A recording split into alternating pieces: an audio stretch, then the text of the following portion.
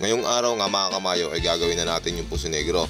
Bali babakbakin na natin ito at huhukayin para makagawa na tayo ng Poso Negro. Dito nga ginamit muna namin ng chipping gun para mabilis namin itong mahukay. Dahil kasi ito may patong na flooring at semento para madali itong tibagin. Ito ay aming minaso at aming binareta ay tatalbog lang. Kaya ginamitan na namin ng equipment at chipping gun para mapabilis ang aming trabaho. Para hindi rin tayo mahirapan sa ating pagtitibag. Kaya ang ginawa muna natin ay binutas-butas muna natin itong ating flooring para mapadali nating makuha itong mga lupa. Kundi talaga natin ito gagamitan ng chipping gun, siguro ay abutin tayo dito ng siyam-siyam. Siguradong matatagalan at mahihirapan tayo rito sa paghuhukay dito sa ating Poso Negro. Kaya naman ito si Foreman ay nagtanong, Ba't kaya tinawag na Poso Negro?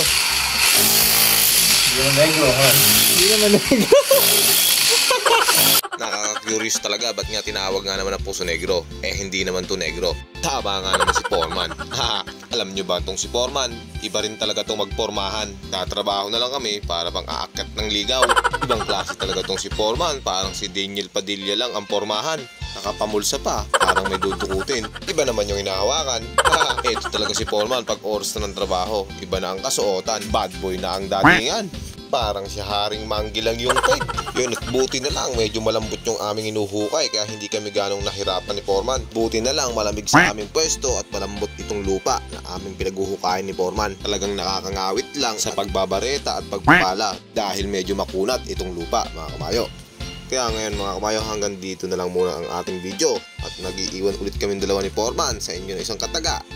Basta't pag may tiyaga, may nilaga. Bye-bye!